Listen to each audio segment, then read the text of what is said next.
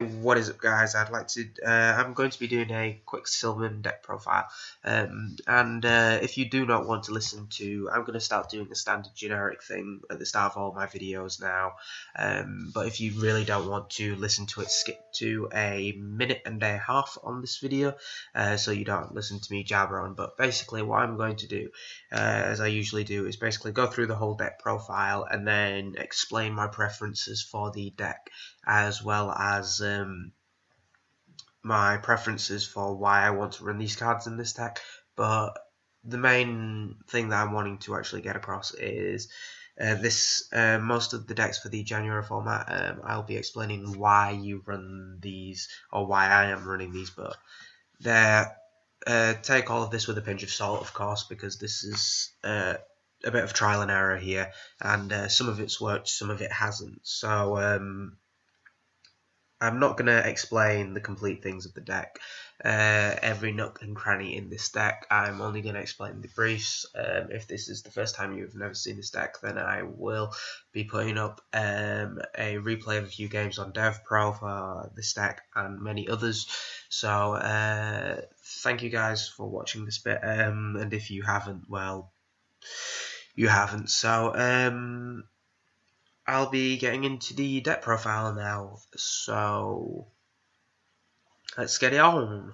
So I'll start off with two Hermitaries. Basically, this is the big beater. This is the one that makes the Heliopolis, Felgrand, all your big rank 8 plays, and occasionally your Leo if you need it. But it's got an effect: excavate the top card of your deck. If it's a plant, it goes to the grave, and if it gets sent to the grave, you get to draw one. And when it's excavated to the grave, you can look at the top 3 cards of your deck and send them to the and put them to the top of your deck in any order. Blech, getting mixed up with my words. Then one blaster. Mainly, the reason why I run this Dragon Ruler is because of its popping ability, which sometimes is good, sometimes it's not, depending if you're playing Burning Abyss, Shadow, or Pendulum-based decks. Is no point doing that because you will go a minus. But the other bit is you've got quite a few fire targets with the Hermitaries, Comoshromos, and some cards in your extra. Then we go into the 3 Sylvan Sejakoya. The main reason I run this is because this is the easiest 7 to get out in your deck. And when a plant Sylvan is sent to the graveyard, and I mean sent any method foolish, excavated, any method like that, even sent from your hand with Mount Sylvania, you can special summon this card from your hand, and once per turn you can excavate the top card of your deck. And if this card is excavated to the grave, you can add 1 Sylvan spell or trap from your deck to your hand, which goes in good with tangent with Sylvania and the field spell. Then after that, 2 Martial Leaf. When it is normal summoned, you can excavate up to 2 cards of your deck. And if it's excavated to grave, destroy 1. Rose Archer basically negates traps. 2 Lone Fire Blossom. I do not need to explain this. If you are wondering why you run this in this deck, don't even bother looking at this video. Please don't. 3 Comoshroma. I prefer to run this over Kree Bandit, and I do not actually run Kree Bandit in this deck, if you've just noticed that. But I do not run this Kree Bandit in this because it's good turn 1, but after that it's not really that useful. And anytime I ever use Kree Bandit, I always ended up excavating a crap ton of spells and traps, which I really wanted in my hand. But that's kind of my thing. And when it is excavated to the grave, it's an MST. Spore because it's plants. Peacekeeper because this actually, to an extent, this is a Monster Reborn, but only for level 4s and lower. So you use this in tangent with Lone Fire, so you tribute off your Lone Fire, and then hopefully if you got Sylvania out, you stack your deck for Peacekeeper. 1 Cherub Sprout because I don't use it for its excavating ability. I use it for when it is excavated, I can bring out a level 1, so it goes for my copy plants, global, and just all my level 1s. 1 Cherub Sprout because this card is amazing. It is absolutely amazing. This was a support card that was released, I can't remember what set, but my god, this card was actually amazing. I was almost going to put 2 of these in, and then I realised it is absolute shit when you have 2 in the deck. But basically, you can tribute it off to excavate the top card of your deck, and then you can place one sprout card to the top of your deck, so basically this or this back to the top, and then if this card is excavated, it's summoned to your field any level that you need at the time between 1 and 8. So basically this card can make instant Felgrands, basically any monster that excavates this off, you can make any rank with it, which is actually quite good, but you can only use each of its effects once per turn. That's why you only run one of it. That's the only iffy bit. So it's preference if you want to run 2, but I prefer to run 1. If you run 3, please do not tell me that you run 3. One glow up bulb because it's glow up and it's actually come back, and this card actually, unfortunately, it does not excavate, which I wish it did because this would make this deck so funny if it errated it to excavate. And one copy plan because I prefer the copy plan just to make the instant Felgrands and things like that. And it can make my instant Queen of Thorns if I have a Martial Leaf out, which Queen of Thorns is very, very funny. Soul Charge because it's Soul Charge. I do not need to justify my reasoning. I run 1 Terraforming in this build because I don't like running 3 Mount Sylvania because I would rather deck thin than have draw into a field spell when I've already got one on the field. And when I ran 3 Sylvania, it was horrible. It was actually horrible, just really, really horrible. 3 Sylvan Charity because this is basically a graceful charity here. You draw 3 and then you reveal 1 Sylvan and 1 other card and place them to the top of your deck in any order. This was so much fun in the last format. Because last format I actually had room to run Rank Up Magic, the 7th one. So if I drew the 7th one in my opening hand, this dealt with it straight away. And then next turn I would just be sitting in front of my opponent, looking at them, smiling at them and say, you know that Neo-Tachyon's coming out next turn. Hell, sometimes even I brought out Silent on as Dark, except I prefer the Neo-Tachyon.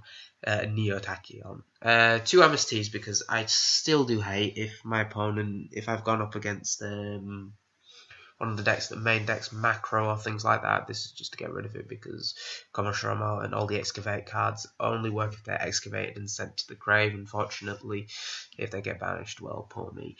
1 Archfiend's Oath because this is an upstart without giving your opponent the plus, because even if you get this wrong, if you get basically what you do every turn, you pay 500 life points, declare the top card of your deck. If you're right, it goes to your hand. If you're wrong, it goes to the grave.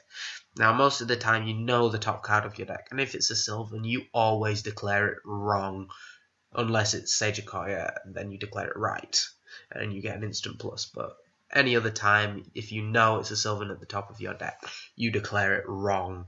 The only monster you would actually declare right is Rose Archers, Lone Fire Blossom, and a Copy Plant. Every other card can go to the grave. And the thing is, this card actually excavates because that was its ratting. So all the Sylvans will get its ability under this card. That is why I ran it instead of the Upstart Goblins, because I didn't want to have the chance where I drew into a Sylvan by mistake. I'd rather take my chances, declare the top card of my deck. Usually I ended up declaring the one-off Soul Charge and knowing that I'd get it wrong, but I'd rather declare something than give my opponent the extra 1000 boost. 2 Miracle Fertilizer because this card is just really, really funny. I ran 3 at one point, but I flipped between 2 and 3. If I would say for the 3, you'd side the 3rd one, but I don't really have the room to run the 3rd. But every turn I can bring back a plant. However, if the plant leaves the field, then this card is destroyed. If this card leaves the field, the plant still stays. But it comes at the cost of my normal summoner set. Mount Sylvania, the card that stacks my deck so frequently. Every turn I can discard one plant type card from my hand to stack my deck for 1 Sylvan to this top. So I know what I'm going to get. I know I'm going to excavate, and then I know why I'm not going to declare with Archfiend's Oath that turn. And during each of my end phases, I can excavate the top card of my deck. If I don't like it, it goes to the bottom. If I like it, it can stay at the top. And then the 3 Vanity's Emptiness. If you are too poor to own Vanity's Emptiness, which in real life, yes, I am too poor to own Vanities, I will suck it up and say that I'm too poor to own them. But in real life, I actually use a Phoenix Windbeat Blast because it does get rid of some of the dead Sylvans, which I really don't like to use. And Double Royal Decree. In real life, I don't own decrees either because, yes, I do not own decrees. I'm poor. I use trapstones, but whatever. That's it for the main deck. Then for the extra is the side kind of comes in tangent with the extra. Just some of these cards that I did like to run in the extra, except I don't really want to put them in sometimes. But I run the one-off Leo. Never made it. Never in my whole life made it, but it was there when I needed it. The one-off Crimson Blader, because when I do go up against Shadows, or when I go up against the any deck that goes for any level 5 or higher, so Shadow to an extent, Junks when I really want to irritate them. I've even used this against Batchman on occasion, and I don't know why I used it against Batchman, but it did work. Then the one-off Thought Ruler Archfiend for the one I know that I'm going up against those anti-meta decks at target or things like that, even against Gravekeepers on this extent, I've gone for Thought Ruler because it means I can use this so many times, and targeting's a bitch. Then the one off Black Rose, never ever made it. I have never made it once. And when I always keep on thinking I will make it to nuke the field, and whenever I get the chance to nuke the field, I think I can kill them a different way. And its second ability, I always think I will use it. It comes to the chances where I want to use it, except even when I know I can use it and I can win the game from it, I sometimes sit there and think, you can stay there for another day, but it is there because it's Black Rose, and I can use a second ability because this is a plant deck. Then the one card which I make nearly every game, Queen of Thorns. What I do with Queen is I get my opponent down to about 3,000 life points, and then I summon Queen of Thorns and just sit and laugh at them. And every time they'll sit and they'll look at me and think, what is this monster? What does this magical card do? Well, each time either player wants to summon a card that isn't a plant type, you must pay 1,000 life points to summon it, to normal summon or special summon it. Now, this whole deck is plant, so I can just say forget my extra deck except for these 3 cards, and just sit and smile at my opponent as they kill themselves. I've even, on one point, was completely mean to one of my friends that was playing Shadow, and I knew he had only a Shadow Fusion in hand, and he didn't really have much on his field to save him, so I just went for this and just looked at him and went, you're gonna die. You're either gonna kill yourself or I'm gonna kill you. Because he couldn't play Roots, and he would have lost if he played Roots, and if he plays Shadow Fusion he would have still lost, because he has to pay to special summon the monster, even if it's an inherit summon that actually works for some reason. Then the one of Tachyon, I took out the Neon Tachyon and the 7th one because I didn't see much of a point, but I did actually like the Neo Tachyon when my opponent used to go Forbidden Lance to negate. When I used to do card effects, they used to lance my own monsters or things like that. The one-off occasion where they would lance it before, and because Black Wings have got that boost of 3 Gales, this can actually help a lot, because I would just detach as soon as I declare an attack and go, Gale does not affect this no more, and if you dare activate anything, this card's going to get an extra 1,000 attack and is going to run you over twice. On one occasion I did actually go against I'll go into that later. One Heliopolis, actually, for the detach and destroy. That's really it. Felgrand, because it is Divine Knight Felgrand, it doesn't need justifying. The two Aurea and one. I'll say I'll go into them in more detail after the end of the video. One Big Eye, because it's Big Eye Levia, and what end up Zen mains now. If you don't want to listen to the explanation and listen to me ramble on, it's done. Please finish the video. Now, if you want to listen to me ramble on about this deck, then I shall ramble on I'll just ramble on now. Basically, the justification for most of my main deck is Kree Bandits, good turn 1, turn 2, first 5 turns, fine. After that, it's dead to you. You will never use it because your deck will be down to the point of 20 cards or less, and then it'll be like Light Swans and you'll kill yourself. And no one wants to kill yourself. Even Light Swan players don't want to kill himself, because that is just dumb. Then for the other reasoning, for the 2 of this, is because the third one, it did work with 3, except I don't know what to take out for it, and seconded, sometimes it was a dead draw because I wanted to have my summon and I wanted to excavate through normal summons and that, and it just sometimes screwed up my plays. That's really some of the explanations for the main deck. Besides the Rose Archers, I do run these because I hate trap. I hate it when my opponent goes bottomless trencher because this just craps on the day. The terraforming and the 2 Sylvania, I kind of justified it earlier, but if you don't really understand, if you've ever played a deck that ever had 3 field spells in, except you don't really want to draw into them, all you want is just the field spell. You don't really care if it stays or goes. Malefic players, you do not understand. For those where you just need the field, you don't need the field spell, but it'd be nice if it was there. That's really where this comes into tangent, and it helps sort out the deck. But there's only one time where I got the 2 field spells, and the terraforming was actually dead for a while, so then I went Sylvan Charity and then just put that back and then deck thinned again. That's really my justification behind it.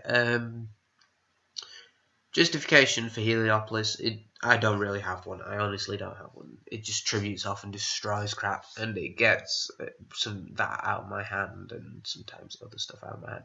Sometimes at times I think I don't want to run this, and when I do, I put in Gimmick Puppet Giant Grinder because this has actually won me games on extent, because Grinder just really messed up their day. It just screwed with them for 10 minutes, and excuse me, it just detaches, destroys a special summon monster, and if it's an Exceed, well, it's even more funny because they take damage. They take damage equal to the Exceed's attack, so I have done this on occasion to 2 Telerank players and killed their Deltaurus and Trevor and murdered them for game because of that. But the justification for the 2 Aurea and 1 Alcé is because Alcé's got an ability like Oath, and I don't really see much of a point of using Alcé's effect when I've got 2 Oaths out, and I rarely will ever make it. I only make it for its second ability, where if a card is excavated to the grave, I can detach 1 to target 1 card of the field and return it to the top or bottom of my opponent's deck, so it puts them back a turn. And Aurea, well,